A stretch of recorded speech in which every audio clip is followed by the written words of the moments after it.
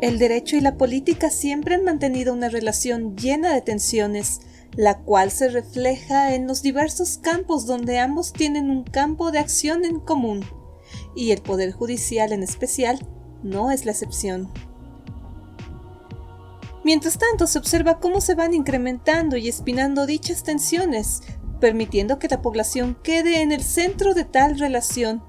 teniendo que tomar decisiones mediante principios básicos como parte del mismo ejercicio democrático. A lo anterior se agrega que la interpretación jurídica es uno de los terrenos más delicados en el mundo del derecho, sobre todo en lo concerniente a los problemas conectados con la labor que se hace en el Poder Judicial.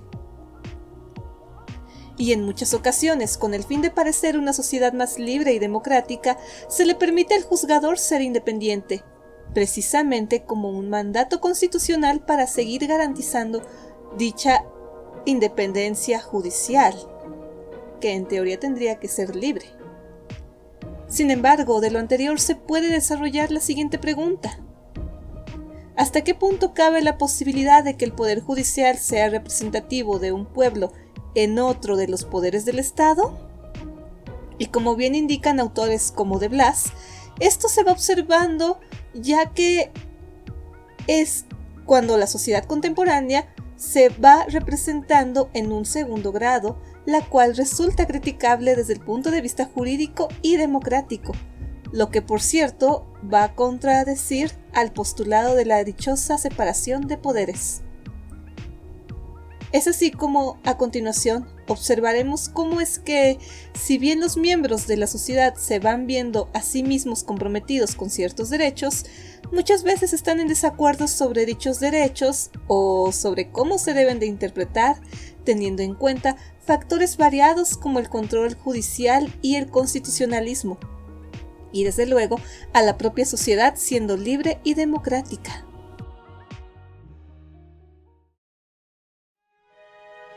Naturaleza del Poder Judicial. A diferencia del resto de poderes del Estado constitucional, el Poder Judicial siempre ha tenido dificultades obvias, con las puntuales excepciones que vamos a aportar adelante de este video. Claro está, estas dificultades van a ser homologadas como una especie de poder de extracción democrática. Se supone que esa es la intención de este poder. Los constituyentes norteamericanos quisieron establecer como forma de gobierno un sistema federal, institucionalizando esta forma de gobierno posteriormente en la Constitución. Así que, por ejemplo, en Estados Unidos se crearon dos órdenes de gobierno como un régimen en el cual la administración gubernamental tendría funciones específicas. En este caso, hablaríamos de un gobierno federal por un lado, y por el otro hablaríamos de los gobiernos locales de los estados que conforman la Unión. Y con relación a la clásica división de poderes, Montesquieu agrega lo siguiente: el poder judicial debe de ser ejercido por personas salidas de la masa popular, periódica y alternativamente designada, de manera que la ley disponga, las cuales formen un tribunal que dure poco tiempo, el que exija la necesidad. De este modo se consigue que el poder de juzgar, tan terrible entre los hombres, no sea una función exclusiva de una clase o de una profesión. Al contrario, será un poder, por decirlo así, invisible y nulo. No se tienen jueces constantemente a la vista. Podrá temerse a la magistratura, no a los magistrados. Es el único medio razonable de suplir a la tiránica magistratura de los éforos y a los conquistadores venecianos, que no son menos déspotas. Tocqueville, por su parte, menciona que el Poder Judicial tiene las siguientes características. En primer lugar, serviría de árbitro para que tenga lugar la actuación de los tribunales, y es indispensable que haya un litigio. En segundo lugar, servirá para pronunciarse sobre casos particulares y no sobre principios generales. Cuando un juez decide una cuestión particular, destruye un principio general por la certidumbre que tiene sobre él. Y en tercer lugar, el Poder Judicial no puede actuar más que cuando se acude a él o, según la expresión legal, cuando se somete a una causa. De acuerdo con Crossman, el federalismo norteamericano en su forma primitiva fue creado como un dique contra la democracia turbulenta en una tierra donde la igualdad era un valor fundamental. Y es así como la Suprema Corte, el presidente, el Senado y la Cámara de Representantes fueron ideados y construidos como poderes federales que funcionarían de contrapesos. El sistema federalista norteamericano, perteneciente al Common Law, por lo tanto, tiene un Estado de Derecho con separación de poderes, pero en él se destaca la marcada independencia del Poder Judicial y en la cúspide de su sistema normativo, lo que encuentra, incluso por encima de la propia Constitución, un conjunto de principios jurídicos de gran fuerza y contenido que protegen los derechos objetivos de los individuos que conforman a dicha república. De hecho, se creía que solo este tipo de organización política lograría evitar el surgimiento de una tiranía, ya que los gobiernos locales tienen mayor poder para controlar efectivamente las facciones locales y así dividir a las mayorías opresoras. Por otro lado, para ellos el federalismo era efectivo porque querían un punto medio entre el gobierno de Inglaterra y el gobierno confederado, que no lograba unificar a los estados con el mismo fin. O en otras palabras, el federalismo permite la unidad sin crear uniformidad. Ahora bien, hablando de la Constitución, se debe de comprender que en un sentido político, dicha ley fundamental proclama dentro de sus fines la ideología política a la que sirve, lo que evoca ideas como libertad, democracia, la garantía de los derechos de los ciudadanos, la limitación del poder, etc. Este significado responde al sentido histórico del constitucionalismo como un movimiento político e ideológico, por lo que se puede afirmar que el fin de la Constitución es la estabilidad, establecer un orden, limitar el poder público,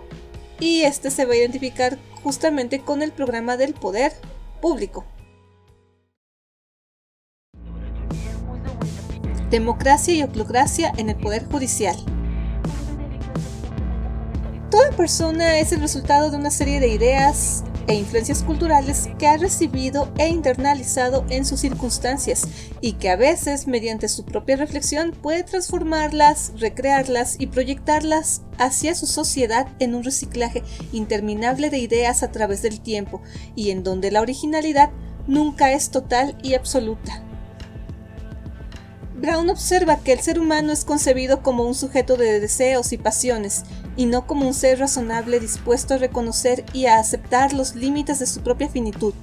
por lo que se transforma en un perpetuo insatisfecho, ya que existe una desproporción esencial entre sus aspiraciones y las posibilidades de satisfacerlas.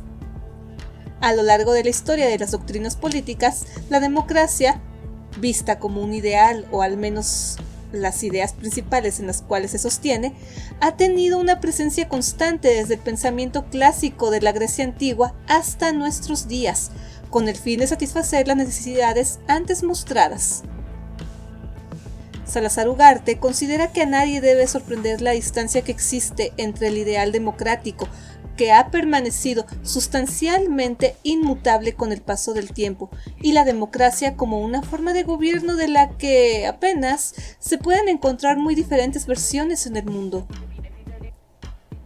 Pero la deformación de la democracia, denominada como oclocracia, se puede observar desde dos series paralelas, cada una en un nivel ético, la cual se presume que la correlación donde surgiría el fenómeno tipo de las constituciones y en la que se reproduce, así como por otro lado en la correlación donde se produce el fenómeno cíclico. Pero ya definiendo la democracia, tomaremos el concepto de Carnas Díaz, quien nos indica que la democracia sería el efecto indeseable de la democracia. Es la toma de poder por la muchedumbre. A su vez, la muchedumbre o masa sería una reunión de individuos de cualquier nacionalidad, profesión o sexo, sean cuales fueran las causas que los han juntado, ya que bajo ciertas circunstancias y solo bajo ellas, una aglomeración de personas presenta características nuevas, muy diferentes a las de los individuos que la componen. Es así como se llega al punto de tener en consideración que al momento de llevarse a cabo la toma de decisiones judiciales, estas pueden verse afectadas precisamente por dicha deformación democrática, teniendo en consecuencia fenómenos como el mayoritarismo, la cual va a enfrentarse a los diseñadores e interpretadores constitucionales. Por ello, el Poder Judicial se le ha investido de dicha independencia para garantizar una adecuada labor en sus funciones, derivando en lo que autores como Martínez Báez denominan como el sistema de la supremacía judicial, porque hay el reconocimiento de la facultad para el Poder Judicial de estudiar y de resolver si una ley es ordinaria o no conforme a la Constitución, evitando que sea aplicada esa ley inconstitucional y que por lo tanto este poder sea capaz y competente para evitar la aplicación de la norma legislativa, ya que se utilizarán en última instancia. Por ello es que la incertidumbre ocasionada por la presión que ejercen ciertos grupos adquiere gran importancia para cuestiones concernientes a la muchedumbre. Richard Albert considera que se debe de mitigar la amenaza del mayoritarismo, que suele manifestarse en la mentalidad de la muchedumbre, la cual prefiere actuar inmediata e impulsivamente en lugar de tomarse el tiempo necesario para deliberar de manera cuidadosa y críticamente acerca del curso de acción apropiado. Al observar la independencia en las funciones del juzgador, la cual se otorga con el fin de ser una sociedad más libre y democrática por mandato constitucional, al momento de ejecutar tal independencia judicial, contradictoriamente se pone de manifiesto que el Poder Judicial no es un poder democrático, ya que muestra la íntima relación existente entre el derecho y la política, en la cual la segunda dirige al primero, convirtiendo en la práctica al Poder Judicial como en un poder protagónico, que por si fuera poco, se compone de un pequeño número de jueces que no fueron electos mediante votación popular, a diferencia de los integrantes de los poderes ejecutivo y legislativo. Y además, mediante el llamado control judicial, se priva a la ciudadanía de sus derechos, ya que este último no resulta apropiado para tomar decisiones en una sociedad libre y justa. De acuerdo con Martínez Báez, los poderes legislativo, ejecutivo y judicial son poderes constituidos cuyas facultades están derivadas de la Constitución, y como un segundo paso de esta teoría viene el reconocimiento para el Poder Judicial de la facultad de examinar y de declarar si una ley ordinaria producida o derivada del Poder Legislativo está o no conforme con la Constitución, y si el Poder Judicial encargado de aplicar la ley ordinaria dictada por el Congreso de la Unión o por el Poder Legislativo ordinario encuentra que esa ley se extralimita o es contraria a la ley fundamental, declara esa inconstitucionalidad y evita su aplicación.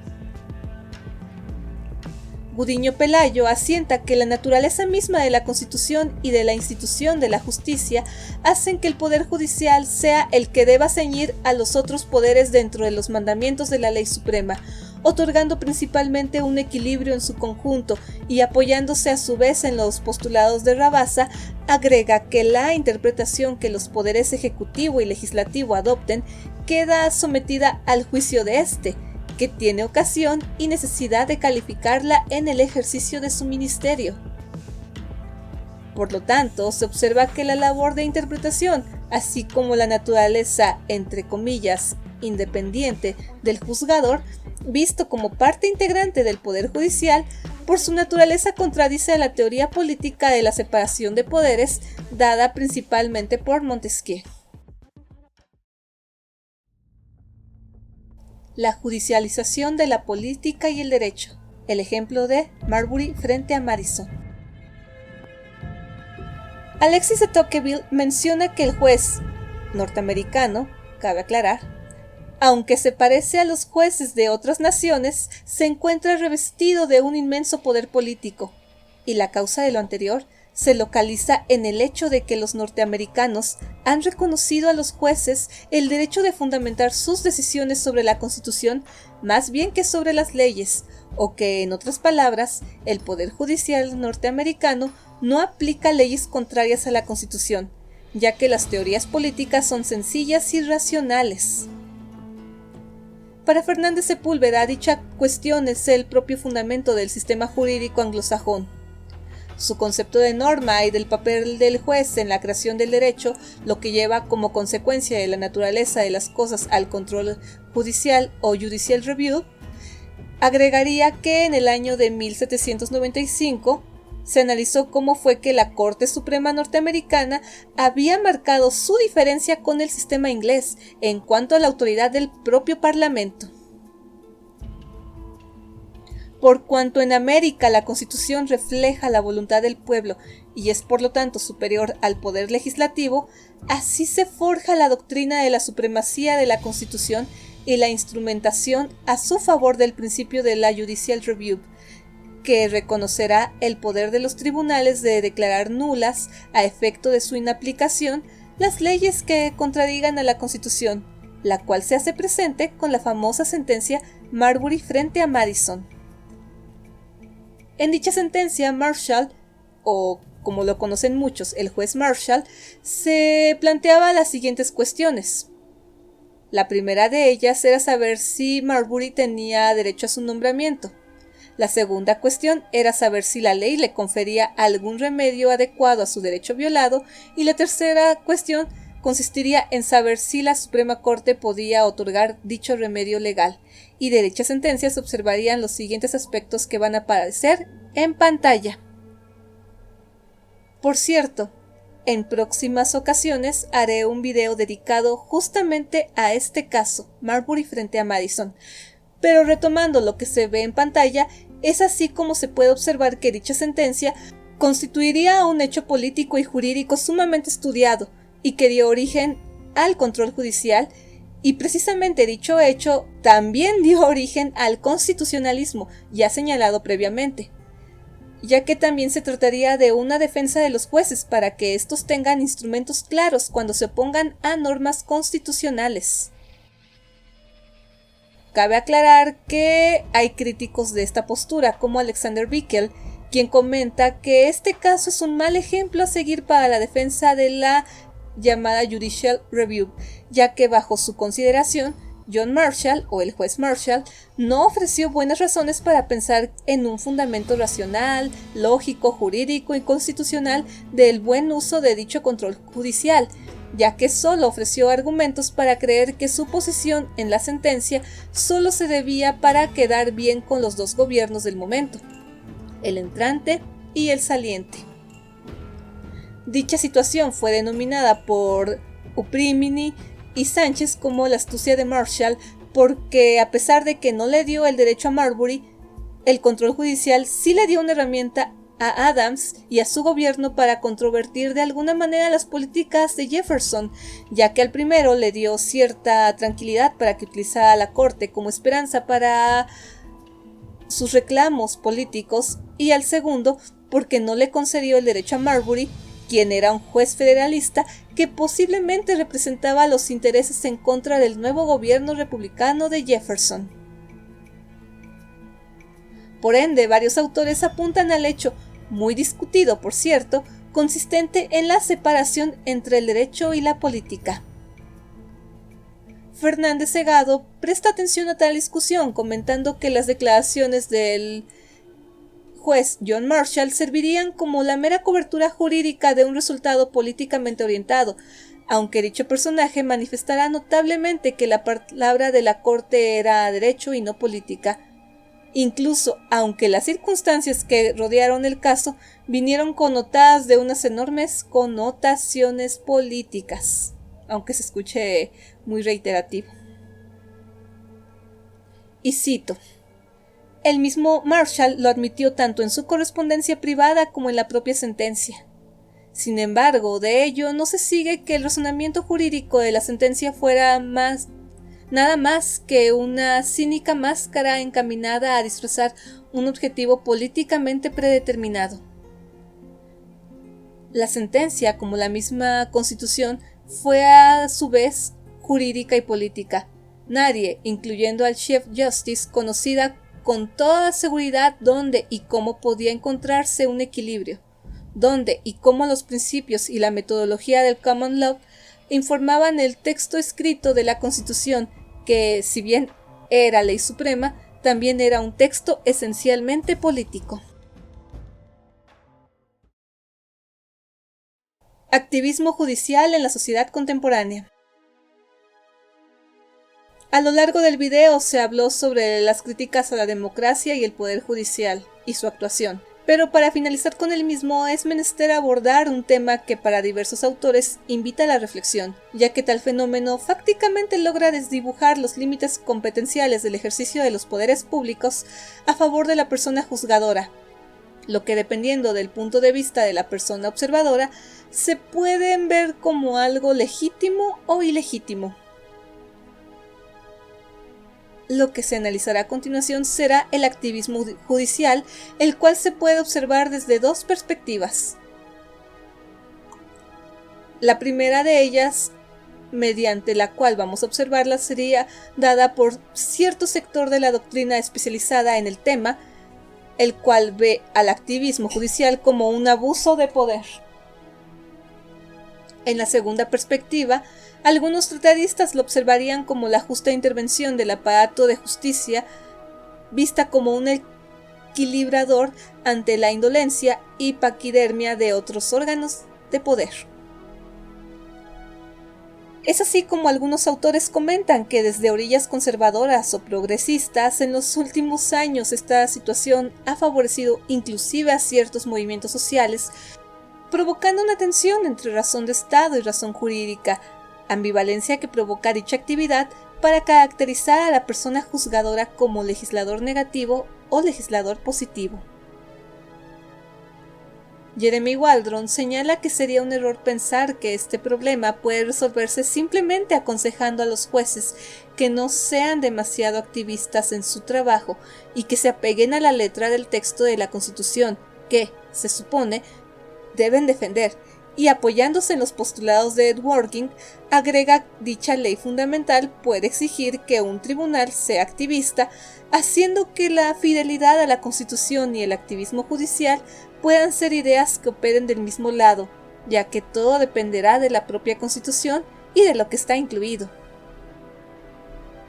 El activismo judicial, más que un término constitucional,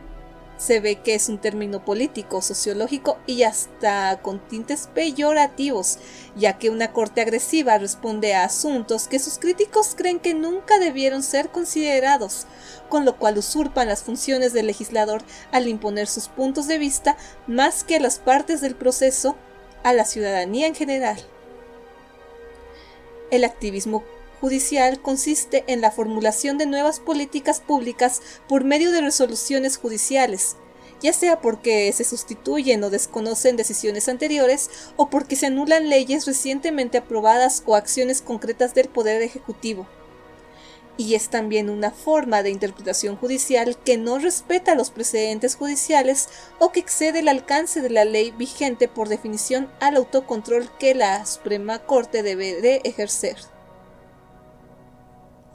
Cada sociedad, por lo tanto, estimula, fomenta o alienta un determinado tipo de personalidad acorde con las necesidades de reproducción de su sistema social, lo cual no quiere decir que las personas no puedan transformar dicha realidad social. Y como respuesta de lo anterior, el freno o contrapeso al activismo judicial es el self-restraint, el cual sostiene que los jueces deben limitarse únicamente a interpretar la Constitución, evitando en la medida de lo posible formular políticas públicas tanto como sea posible, puesto que la definición de estas le corresponde a otras autoridades, ya sea al legislador o a la administración en general. Y retomando las ideas de Waldron, la práctica del control judicial se asocia por lo menos a una declaración de derechos que mayormente enuncia cosas separadas que las distintas ramas del gobierno no deben de hacer, lo que puede ayudar a entender cómo pueden salir malas cosas respecto del poder judicial y del propio control judicial, y de qué forma puede inclinarse la balanza hacia precisamente la llamada supremacía judicial.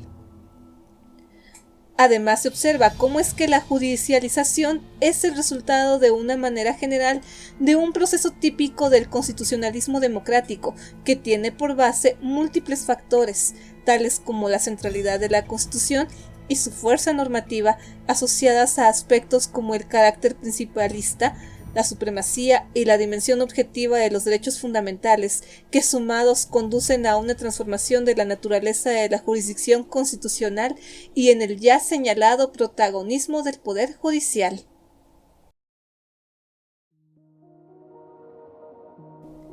Y, en conclusión, es así como se observa que el Poder Judicial no necesariamente es un poder democrático, y de hecho, si bien es el peso y el contrapeso, como bien ya lo decía Montesquieu, del poder ejecutivo y del poder legislativo, en muchas ocasiones los jueces toman decisiones basadas no tanto en un criterio jurídico, sino basados en cuestiones políticas que a su vez tienen origen en razones oclocráticas, llevándonos a cuestionarnos el carácter tácito de dicho poder y si es que éste tiene un propio autocontrol que no interfiera con los derechos de la ciudadanía en general.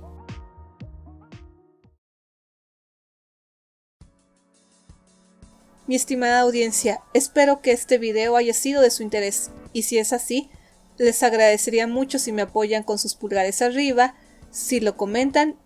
y si lo comparten en sus redes sociales. Y ya que andamos en esas, síganme en mis propias redes sociales que aparecerán en pantalla en estos momentos. Suscríbanse a este canal y denle clic a la campanita de YouTube para que les notifique cuando subo nuevo contenido, esperando de todo corazón que tengan un excelente día. Hasta la próxima.